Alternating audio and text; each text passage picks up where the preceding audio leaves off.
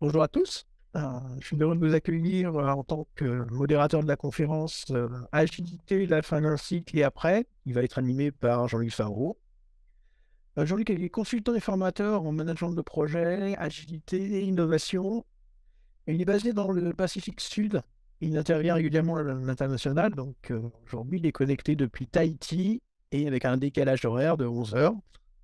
Euh, mais il vous en dira un peu plus quand je lui laisse la parole. Alors, quelques points pratiques. Cette session sera enregistrée dans son intégralité, ainsi que les questions et les réponses. Vos micros seront coupés pendant toute la présentation. Vous pouvez poser des questions euh, dans les commentaires. Normalement, tout est ouvert. La présentation elle-même va durer une quarantaine de minutes et nous aurons une dizaine de minutes pour les questions, dont je reprendrai une série de questions à l'oral dans celles que vous aurez laissées dans la discussion. Eh bien, écoute, Jean-Luc, je te laisse la parole. C'est à toi. Merci beaucoup, Franck. Je suis ravi d'être avec vous. Alors, effectivement, 11 heures de décalage horaire, ça veut dire que c'est 23h15 chez moi, au milieu de la nuit polynésienne. Et bien, écoutez, je vous propose de commencer tout de suite. Je vous remercie d'être aussi nombreux. N'hésitez pas à préparer vos questions encore une fois. Donc, je vais essayer de passer au slide suivant. Donc, remerciements à nos sponsors, bien évidemment, hein, sans qui cet événement ne pourrait avoir lieu. Donc, un grand merci à tous nos partenaires. Je vais compléter rapidement ma présentation. Donc, effectivement, consultant, formateur, management de projet, agilité, innovation. Alors, vous voyez en bas à gauche un certain nombre de certifications. Alors, ce n'est pas pour faire le tableau des médailles, c'est plutôt pour témoigner du fait que je suis quelqu'un qui est très curieux de nature et j'aime bien découvrir. Et quand je découvre, j'essaie de découvrir à fond. Donc, j'essaie d'avoir un panel le plus large possible de façon à avoir du recul, de façon à être en quelque sorte agnostique en matière de méthode. Et j'essaierai de partager ça avec vous aujourd'hui. Je suis également co-auteur du PMBOK Guide version 7. Donc, j'ai eu cet honneur et ce privilège de faire partie des 12 co-auteurs internationaux de cet ouvrage. Je continue à accompagner le PMI global de façon ponctuelle sur la plateforme PMI Standard Plus. Et au niveau français, je suis vice-président du PMI France, en charge de la branche Horizon, qui rassemble les adhérents du PMI France, qui résident dans les Outre-mer et plus généralement à l'international. Alors, par rapport à notre titre, le cycle de vie de l'agilité, est-ce qu'on est en fin de cycle? Alors, avant de savoir si on est en fin de cycle, je vous propose le schéma suivant. Alors, c'est une proposition, c'est pour ça qu'il y a un point d'interrogation. Et si on résume en quelques mots le cycle de l'agilité, alors on ne va pas rentrer dans le débat de quand est-ce que l'agilité a commencé. On sait que ça a commencé il y a très longtemps, notamment avec le Lean dans le domaine automobile. Dans les années 80, il y a déjà eu des choses qui se sont faites, etc. Mais puisque le thème de la conférence aujourd'hui, c'est où en est-on par rapport au manifeste agile? Donc effectivement, le manifeste agile, on le voit, positionné en 2001. Je voulais juste faire figurer ici qu'il s'était déjà passé un certain nombre de choses avant le manifeste agile. Le manifeste agile n'a pas été le T0 de toute l'agilité, même s'il a marqué grandement l'histoire de l'agilité. Et puis donc, une fois cette phase de lancement passée, on est passé en croissance avec, au-delà de l'agilité d'équipe, de Scrum, d'XP, etc., la notion d'agilité à l'échelle, puis l'agilité d'entreprise, hein, la fameuse business agility. Donc, d'année en année, on découvrait des choses, on enrichissait le référentiel. Et puis, on est arrivé, à un moment donné, à une forme de profusion de méthodes agiles, d'approches agiles, et est apparu le besoin de faire un petit peu le point et de revenir aux sources avec différents mouvements que je vous décrirai ensuite. Et puis, de mon point de vue, en tout cas, on est arrivé à une forme de plateau, et peut-être que l'agilité aujourd'hui, elle commence à pencher du mauvais côté, si vous voyez ce que je veux dire. par rapport au point que je vous montre. Donc, l'objet de ma conférence, ce sera d'expliquer pourquoi on en est arrivé là.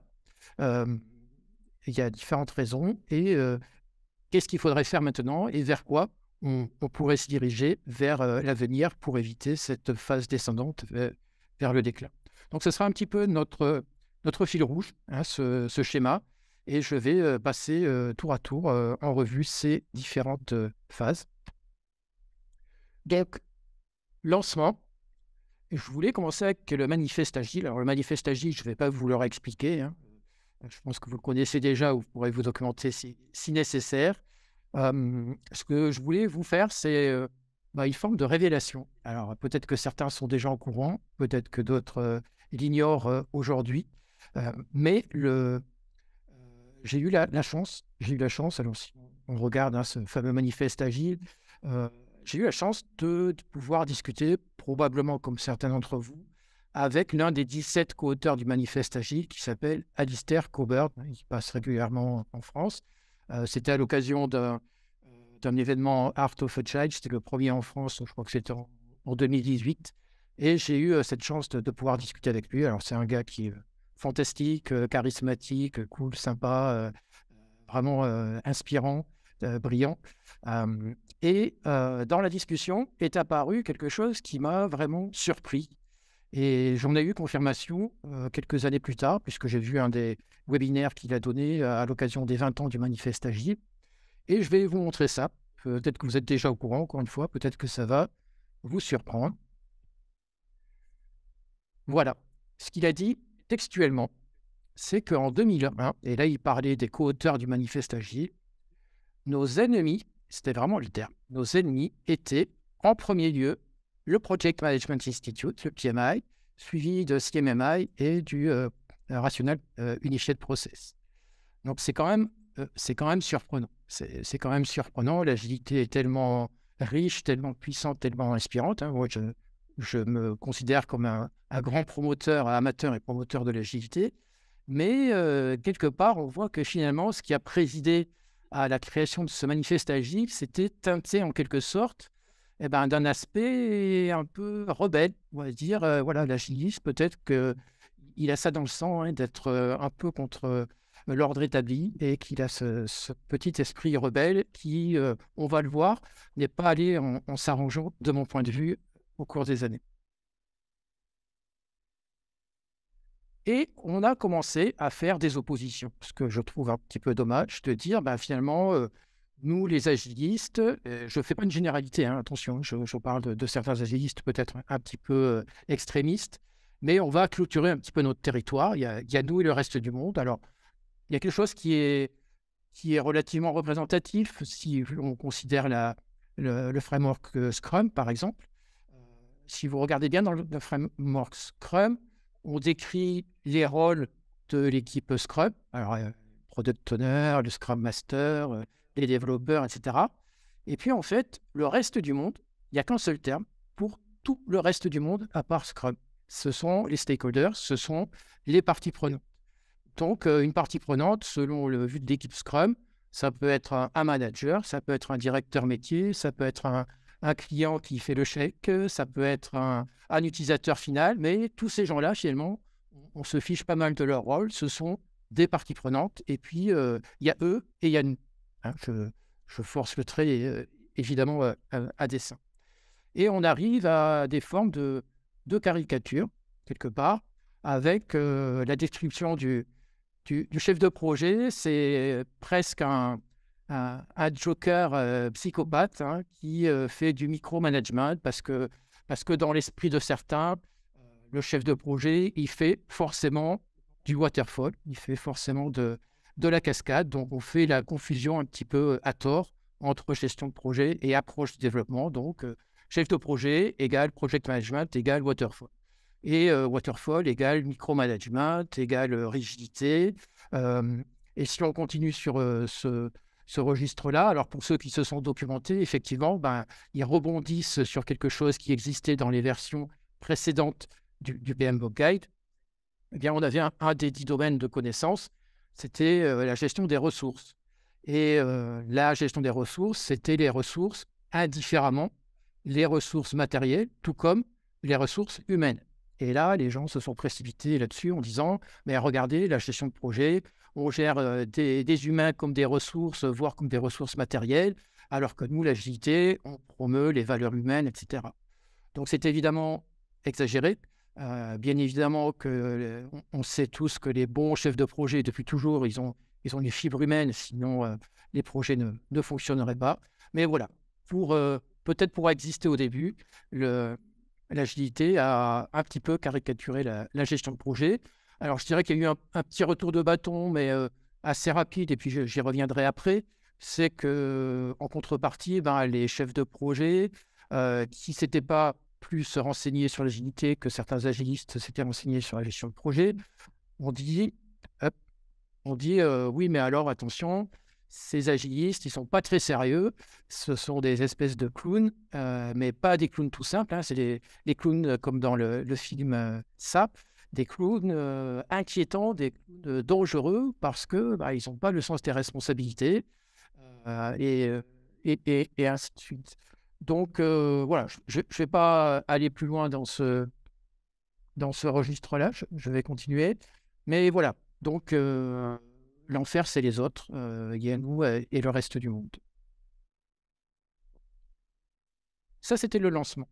La croissance, comme je vous disais, on a eu une profusion des méthodes. Alors, je vous rassure, on ne va pas passer en revue toutes les méthodes une par une. Je vais juste piocher certains éléments factuels. Et cette croissance a donné lieu à une certaine confusion. Voilà. Et plus que de la confusion, c'est ce que j'appelle des guerres picrocollines. Hein, je vous avais parlé d'un esprit rebelle. Et quelque part, dans le manifeste agile, on dit collaboration avec les clients plutôt que négociation contractuelle. En gros, on dit ben, arrêtons de nous bagarrer entre clients et fournisseurs et fédérons notre énergie dans la même direction pour le bien du projet. Mais bah, voilà, il y a quand même cet esprit rebelle, on aime bien la bagarre, donc on s'est dit on va continuer à se bagarrer sur l'aspect méthode à défaut de se bagarrer avec nos clients. Hein. Donc les guerres psychocolines, hein, donc ce sont des conflits qu'on peut qualifier souvent de burlesques et dont le motif apparaît obscur et insignifiant, l'origine étant Rabelais dans son roman Gargantua. Alors, qu'est-ce que ça pouvait donner? Ça a pu donner des choses qui ressemblent à ça. Donc, voilà. Et il n'est pas frais ton framework. Et qu'est-ce que tu racontes? Et le mien est plus joli que le tien. Et des bagarres, voilà, entre les frameworks à l'échelle, entre les différentes formes non pas de formes, mais les différentes entreprises qui promeuvent Scrum, hein, donc Scrum.org, l'Agile Alliance, etc., Scrum Alliance, etc., etc. Et voilà, quelque part, bah, on aime bien ça. Je force le trait, hein, je taquine. Quand on est agiliste, on est rebelle, donc on a besoin de se mesurer de cette façon-là. Et c'est dommage. Et c'est dommage parce que l'agilité a suffisamment d'arguments. Je vous le dis encore une fois, moi je suis passionné par l'agilité, suffisamment d'arguments positifs. Et chacun des frameworks, chacune des approches a suffisamment d'arguments pour exister et être défendu sans forcément taper sur la tête du voisin. Et on en est arrivé à une situation que je qualifierais de surréaliste. Alors, vous connaissez tous hein, ce fameux tableau de René Magritte. Ceci n'est pas une pipe, hein, c'est la représentation d'une pipe. Et j'ai écrit un de mes tout premiers articles, c'était en 2017, où j'écrivais, finalement, d'accord, ceci n'est pas un manifeste agile. Pourquoi? Pourquoi? Parce que en 2017, ça faisait quand même 16 ans que le manifeste agile existait. 2017, Scrum venait juste d'être mis à jour. Et dans le Scrum Guide version 2017, enfin, les auteurs reconnaissaient, actaient le fait que Scrum, qui était au départ pensé pour le développement logiciel, désormais était utilisé dans tous les secteurs de l'industrie. Et malgré ça, on voyait ce manifeste agile avec toujours des références logicielles. Donc, la moindre des choses aurait certainement été de le mettre à jour pour le rendre un peu plus générique. Alors, certains d'entre nous, et j'en fais partie, hein, ont déjà remplacé de leur propre initiative termes de type logiciel par des solutions, des produits, des initiatives. Mais toujours est-il que ce manifeste agile qui prône l'adaptation, l'évolution, l'apprentissage, etc., eh bien, en 16 ans, il n'avait pas bougé d'une seule virgule. Donc, d'où cet aspect surréaliste. Finalement, la seule chose qui ne bouge pas, c'est le manifeste agile. Donc, j'en ai parlé avec justement Alistair Coburn lorsque je l'ai vu à Art of Agile. Sa réponse, alors je crois qu'il a donné à beaucoup de monde. Je pense que quand j'entends répondre, il est un petit peu lassé de répondre la même chose. Sa réponse, c'est il n'y aura jamais de manifeste agile 2.0. On ne va jamais réunir de nouveau les mêmes personnes, notamment parce que malheureusement, à ma connaissance, il y en a au moins une qui n'est plus de ce monde. Et puis, l'argument d'Alistair, c'est de dire on était 17, ça s'est passé en février 2001. Si ils avaient invité une trentaine de personnes, je crois. Si on avait été 24 ou 15 et que ça s'était passé au mois de juin, peut-être qu'on aurait sorti autre chose. Le manifeste agile, c'est le résultat de ce qu'on a fait pendant cette période-là, à cet endroit-là, avec les personnes qui étaient là. Et quelque part, c'est, de son point de vue, un acte fondateur, au même titre que peut l'être la Constitution des États-Unis, la déclaration d'indépendance des États-Unis. Il n'y a pas une déclaration version 1, version 2, version 3. Ce en quoi on peut être à peu près d'accord. C'est vrai que de notre côté, liberté, égalité, fraternité, on ne fait pas des versions tous les mois de ce genre de valeurs. Donc, dont acte, il n'y aura pas de manifeste agile 2.0. Pour autant, il commence à prendre certainement quelques rides.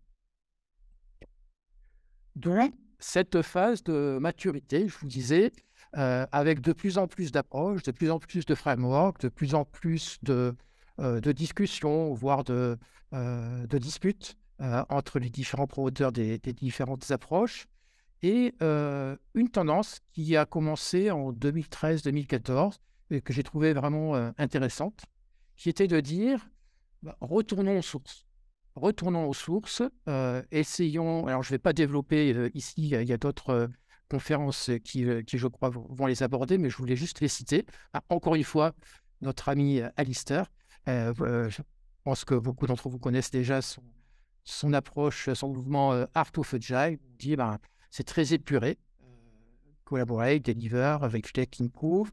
De la même façon, j'avais vu lors de l'Agile Tour à Montréal en 2018, où j'étais également speaker, j'avais pu assister à la présentation par Joshua Kerievski de Modern Agile. Modern Agile, on voit, c'est un peu dans la même dynamique, c'est très élégant, très épuré, et évidemment, derrière chaque volet, il y a des choses qui sont plus élaborées, plus développées. C'est des choses que j'aime bien, revenir à l'essentiel, revenir aux sources.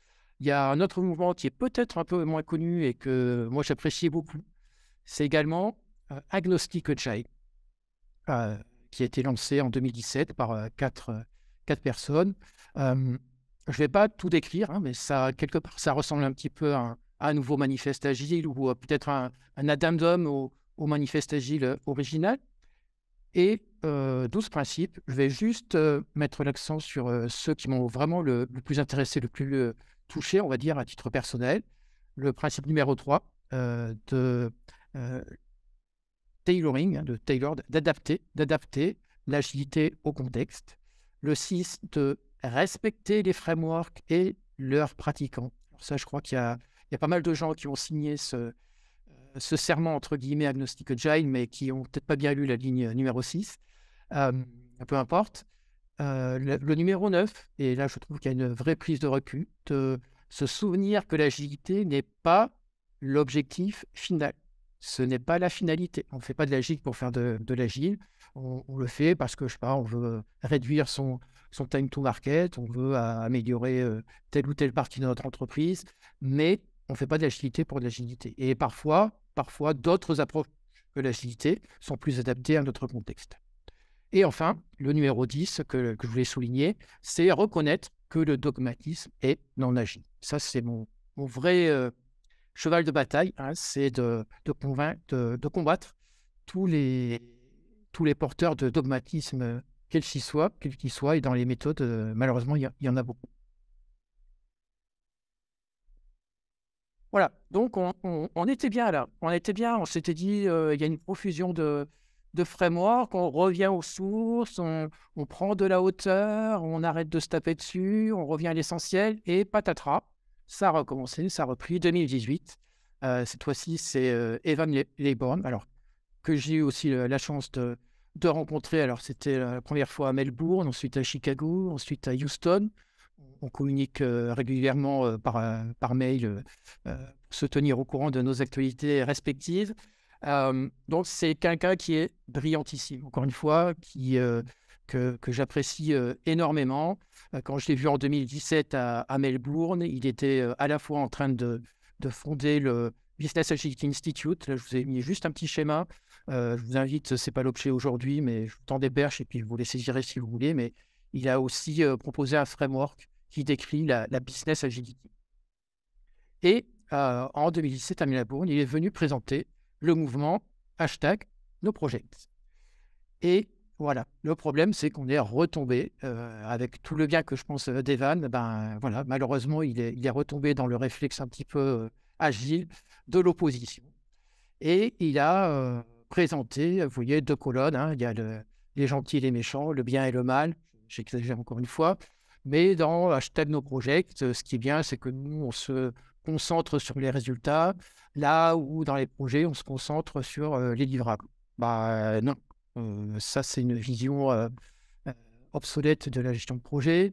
Dans, l'agilité, on a des métriques, pertinentes, alors que dans les projets, dans les produits, pardon, on a des métriques, pertinentes, alors que dans les projets, on regarde juste, les délais, les coûts et le périmètre. Je suis désolé, avec le PMBOK 7, on a largement dépassé, ce stade-là.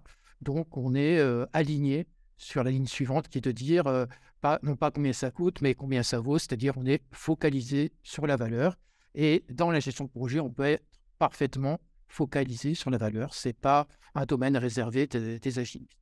Je ne vais pas aller, plus loin, hein, enfin pour terminer encore, dernier élément, dans #NoProject, on se concentre, on est porteur des résultats, métiers, là où dans la gestion de projet, on se concentre sur les tâches. Ce sont des caricatures, bien évidemment. Et moi, je vous invite vraiment, si ce n'est pas déjà fait, à lire le PMBOK 7 qui montrera que finalement, eh ben, les gens sont un petit peu pris à leur piège parce que c'est, leur propre vision qui devient en quelque sorte, ringarde ou obsolète parce qu'ils ne sont plus alignés sur ce qui est vraiment le la notion de projet, la notion de gestion de projet. Et ça ne concerne pas que Evan. Si on continue toujours en 2018, alors lui, je ne le connais pas personnellement, mais il a écrit un livre qui est une référence pour énormément de personnes, hein, le livre qui, explique comment, on doit passer de la notion du mode projet au mode produit. Encore une fois, je ne suis pas en train de critiquer le fond, le mode produit. Moi, j'y crois. Je trouve ça, passionnant. Je trouve que c'est une autre façon de travailler, une façon complémentaire de travailler et notamment dans le PMBOK Guide 7, hein, on a fait une annexe, dédiée au management de produits. Donc le PMI aujourd'hui, reconnaît l'existence, y compris dans le PMBOK, du mode produit. Malheureusement, les arguments qui sont avancés, se basent sur des visions erronées de la gestion de projet. Donc, je vous cite, alors j'ai mis exprès en anglais pour pas qu'il y ait d'interprétation ou d'erreur de traduction. Voilà, le métier est incité à demander tout ce dont il a besoin au début. Les spécifications et les décisions stratégiques sont faites au départ. Eh ben non, c'est pas ça la gestion de projet. Ça, c'est la déclinaison de la gestion de projet avec une approche de développement waterfall. Oui, donc là, il est en train de décrire le waterfall, il n'est pas en train de décrire la gestion de projet, malheureusement.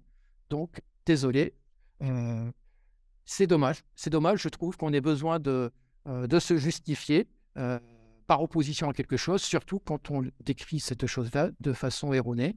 Et encore une fois, je le répète, je ne suis absolument pas contre et au contraire, très intéressé par le mode produit. Et puis, bon, alors, on est aujourd'hui dans la journée PMI France Agile, hein.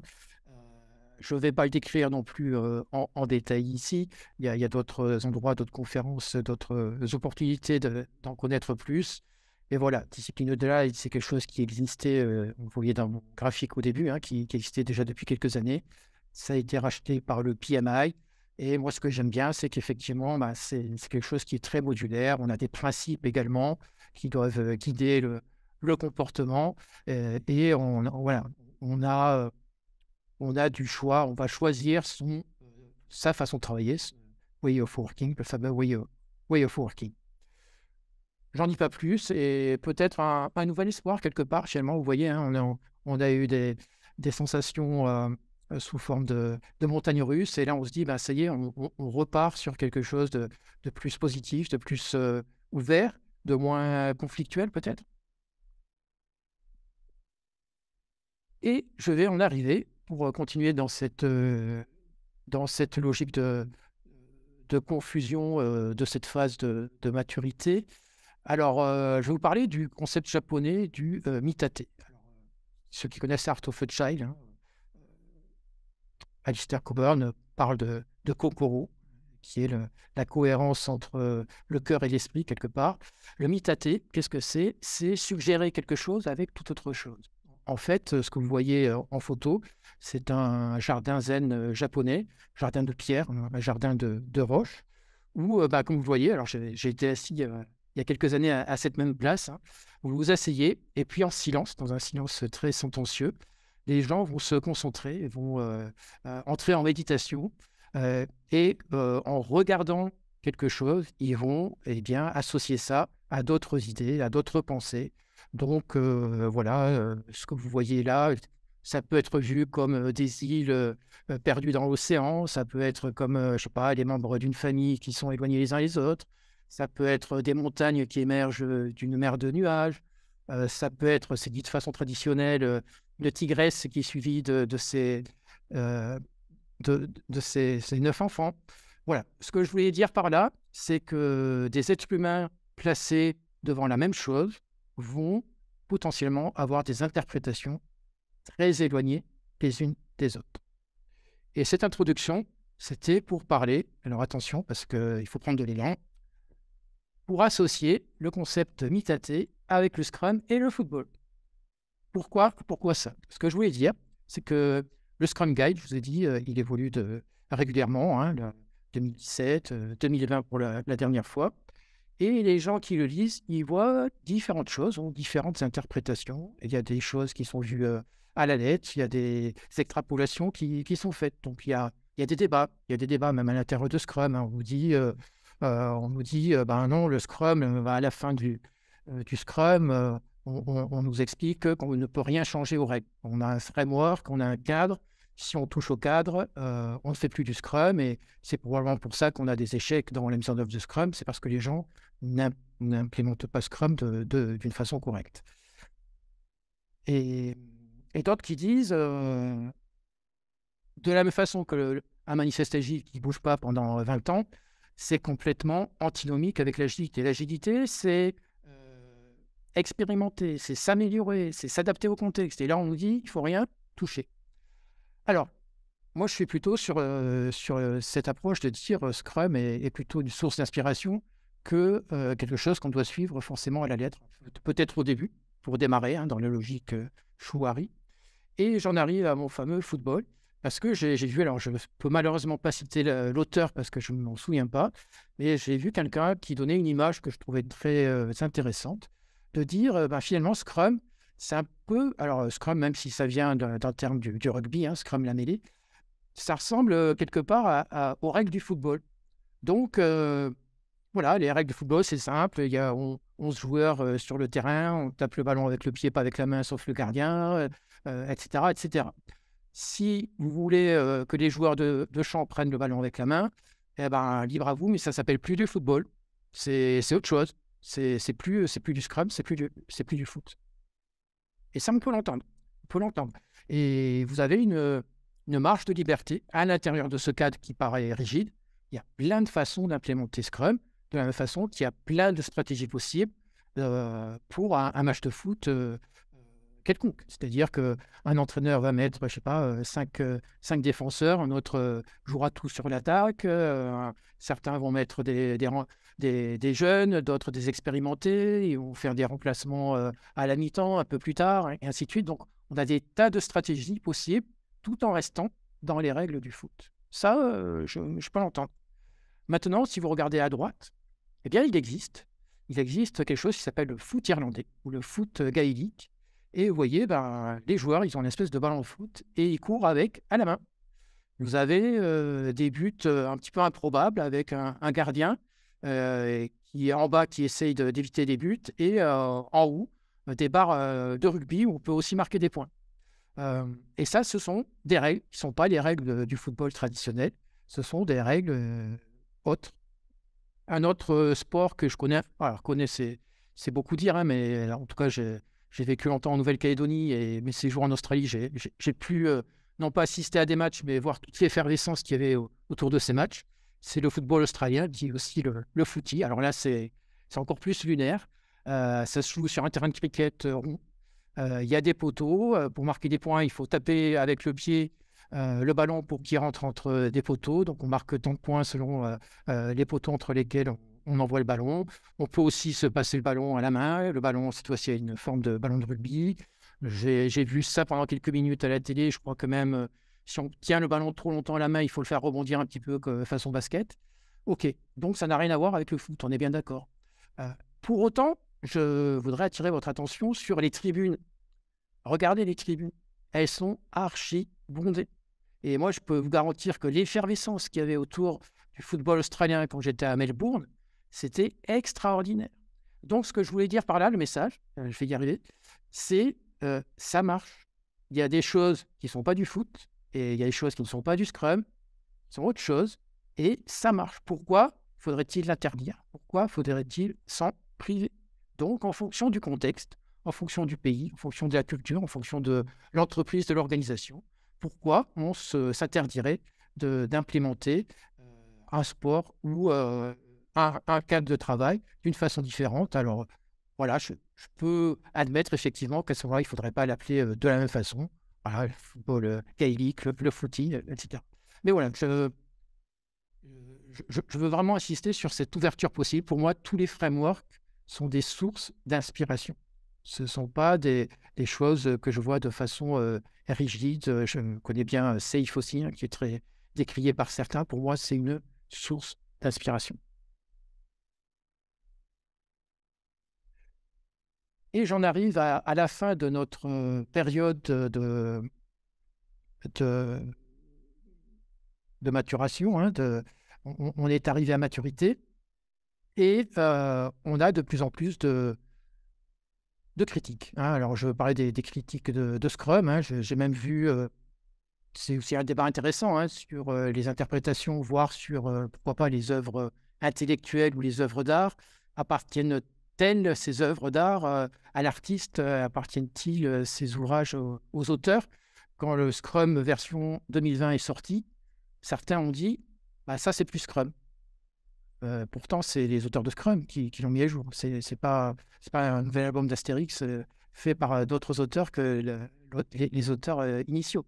Et finalement, il y a des gens qui se sont sentis presque plus légitimes que les auteurs de Scrum à dire c'est du Scrum ou c'est pas du Scrum. Donc c'est intéressant. C'est intéressant comme débat. Voilà, je voulais terminer là-dessus et montrer qu'aujourd'hui, on a aussi des signaux inquiétants sur l'agilité. Alors, c'est vrai que l'agilité, c'est sorti avec une ribambelle de statistiques montrant que les projets en approche waterfall étaient en grande partie voués à l'échec, là où les projets menés de façon agile avaient des résultats bien meilleurs. Malheureusement, ce sont des faits. Hein. En 2017-2018, des chiffres sont sortis et la tendance ne s'est pas améliorée depuis, qui montrent qu'on a entre 22 et 30% des transformations agiles qui ne sont pas des réussites, qui n'atteignent pas leurs objectifs. Alors, quelle réaction par rapport à ça? Ce que j'entends beaucoup, moi, ce que je lis, ce que j'entends, c'est ce genre de choses. Ah ouais, mais alors, si ça ne marche pas, c'est la faute au top management. Ils ont une culture trop fermée. Si ça ne marche pas, c'est la faute au middle management parce que les managers intermédiaires, ils sont attachés à leur pouvoir et ils ont pas envie de le lâcher. Si ça ne marche pas, c'est la faute aux boîtes de consultants qui font de l'argent, les grosses boîtes, etc. Si ça ne marche pas, c'est la faute au framework ou aux faux agilistes. Ce que j'entends rarement, c'est, et ce que j'entends malheureusement trop souvent, c'est ce n'est pas de notre faute.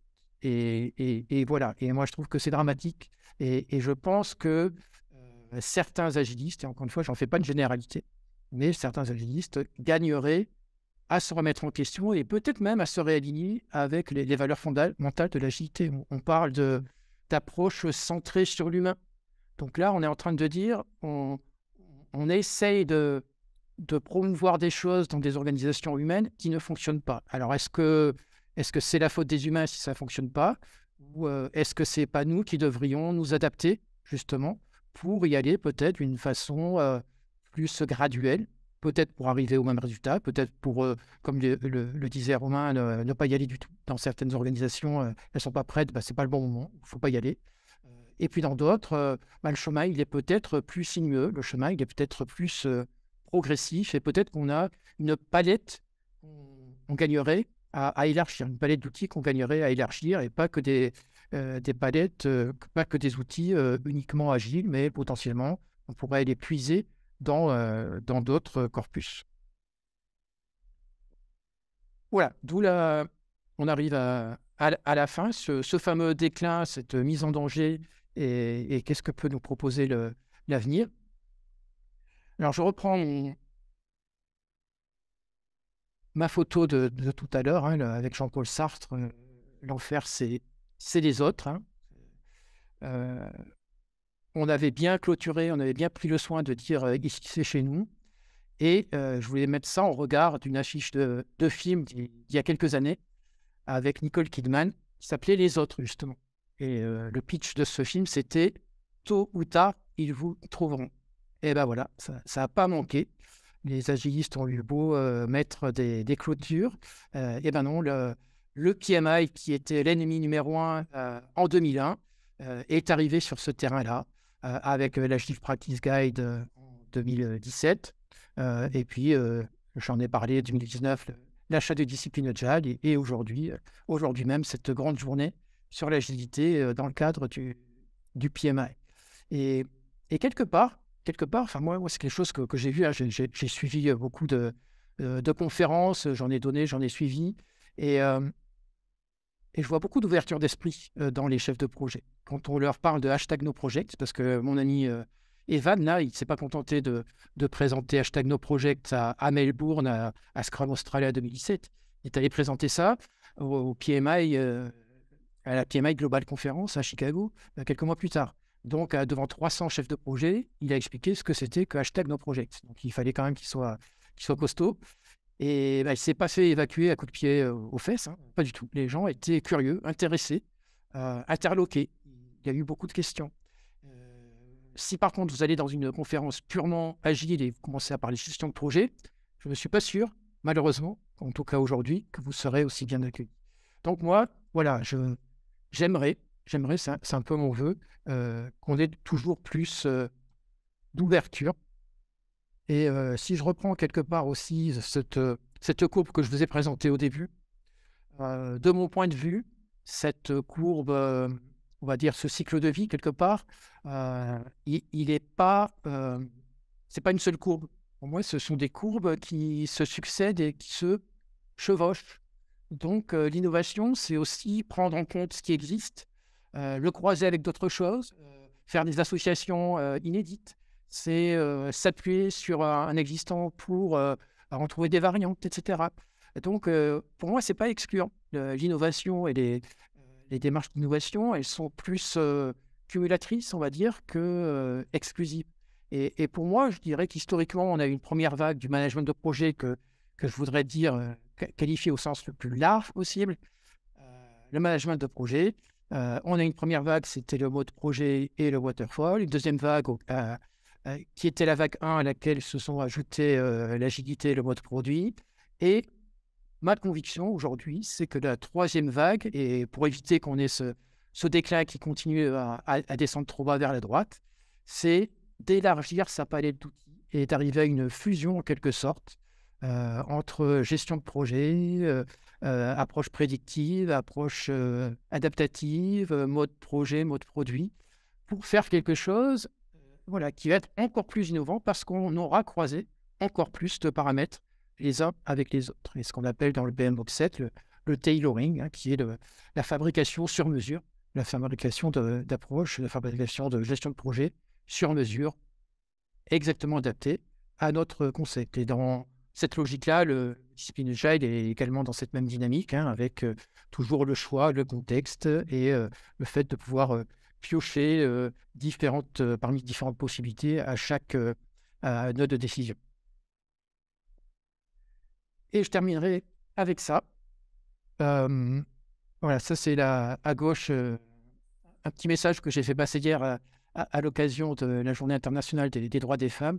Citation de Frida Kahlo que je trouvais extrêmement puissante. Alors peut-être que je n'y ai rien compris, hein, mais en tout cas, moi je me suis approprié ce que j'avais envie de m'y approprier. Alors on peut y voir des tas de choses, hein, c'est comme le Scrum, hein, si on fait un peu de mitate, on peut dire je vois toujours des horizons là où tu dessines des frontières. Est-ce qu'on est en train de parler de pays? Est-ce qu'on est en train de parler de genre? Est-ce qu'on est en train de parler de toute autre chose? Bon, évidemment qu'elle ne pensait pas à ça, mais moi, évidemment, je me suis aussi approprié ça sur un autre niveau qui est évidemment les méthodes, les approches, les frameworks autour de la gestion de projet et de l'agilité. Et pour moi, pour terminer, l'agilité continuera à se développer. Elle n'est pas morte. On n'est pas vraiment en fin de cycle. On est en phase de renouvellement. Et par contre, le renouvellement, il faut qu'il arrive maintenant. Parce que pour moi, ça fait 4-5 ans qu'il ne se passe plus énormément de choses sur l'agilité. Et elle continuera à se développer, de mon point de vue, si elle accepte de sortir de ses frontières qu'elle a elle-même dessinées au départ. Je rappelle, hein, ce n'est pas moi qui l'ai inventé. Alistair Cockburn en 2001, notre ami numéro 1, c'est le PMI. Et je pense qu'il y a un potentiel extraordinaire d'innovation si on arrive à croiser nos horizons pour en nous offrir de nouveaux.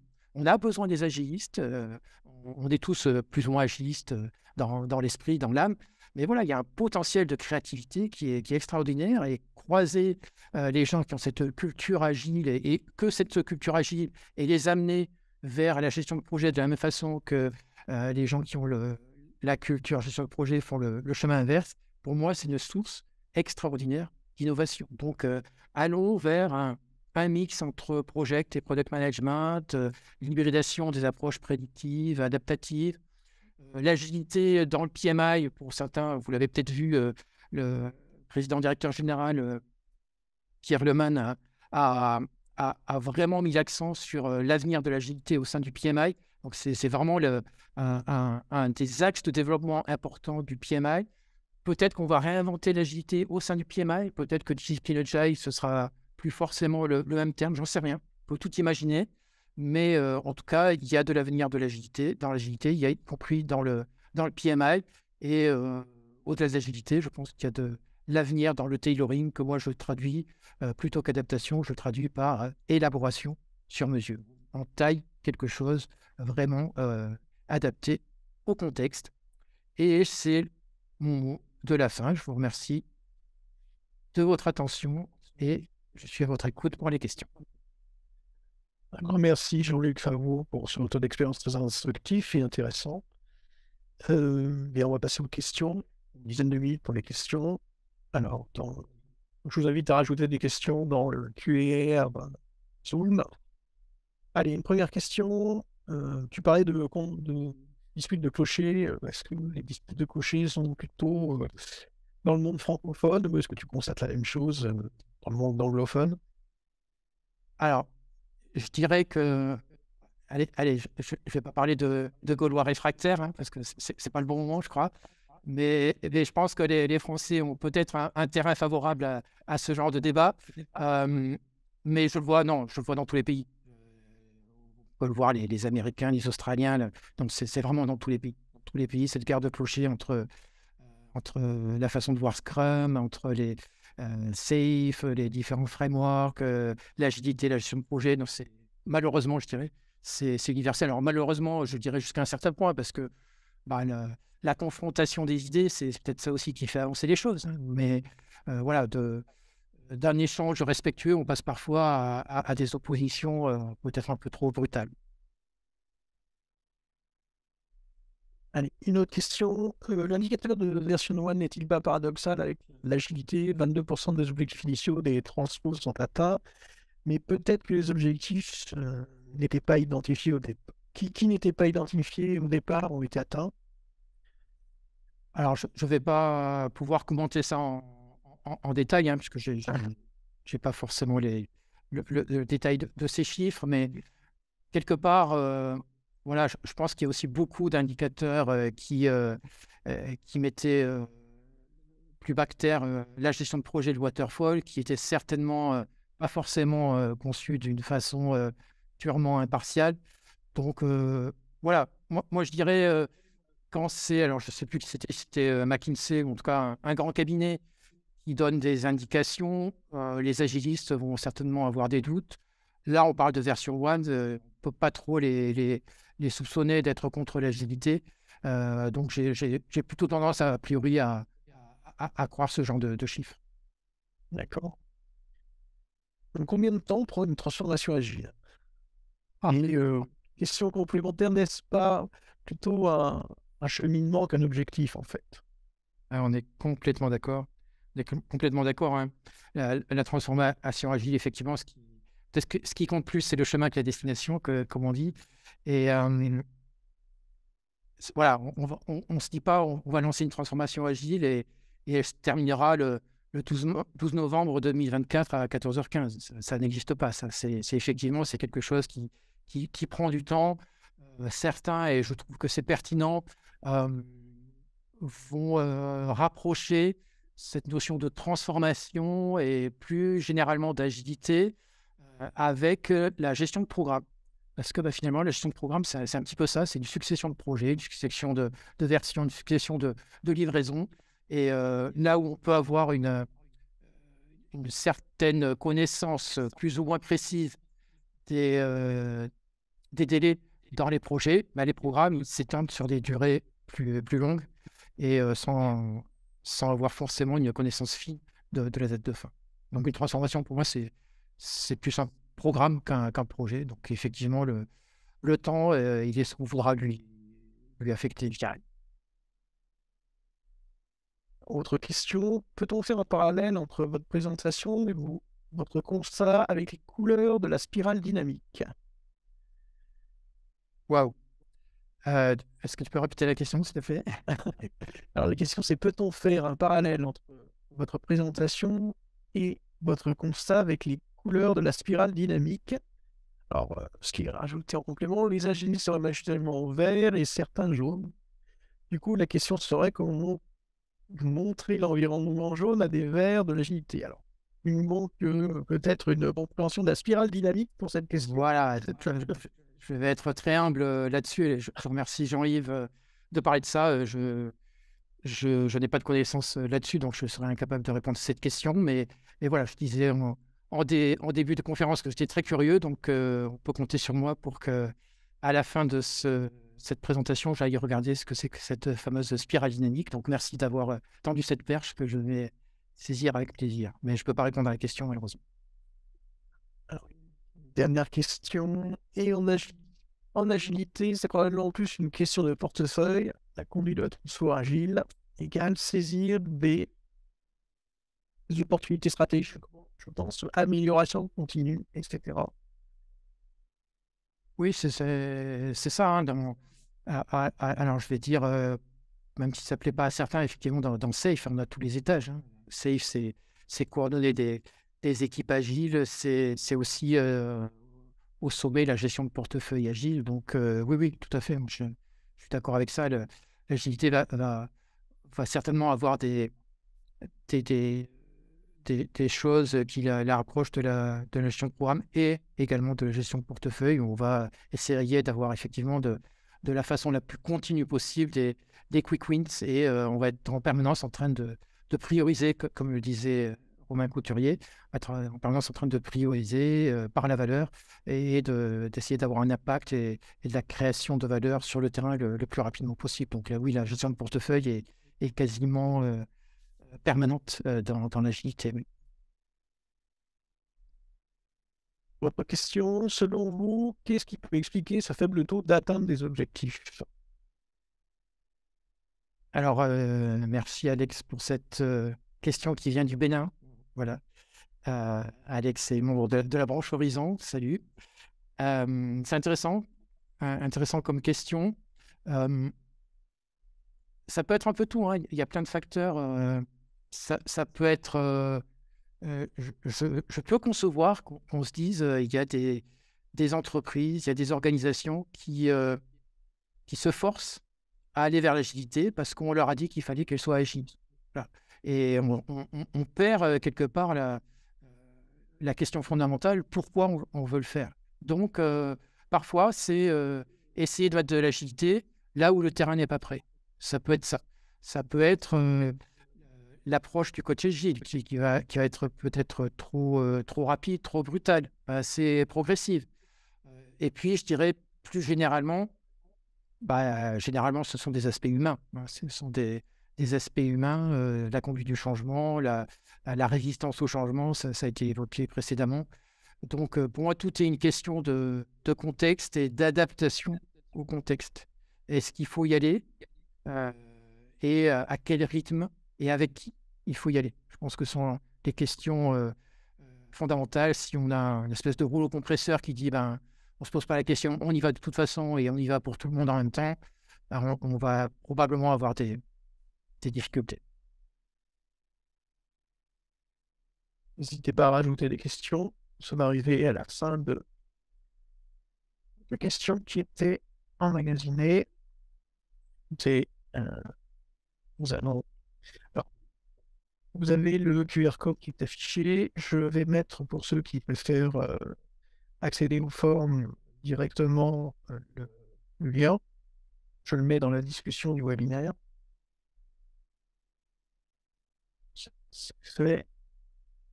Il est aussi à votre disposition. Et, donc, merci Jean-Luc pour ce retour d'expérience. Toutes les questions qui ont été posées seront à disposition de Jean-Luc qui pourra y répondre ultérieurement. Donc, tu as regardé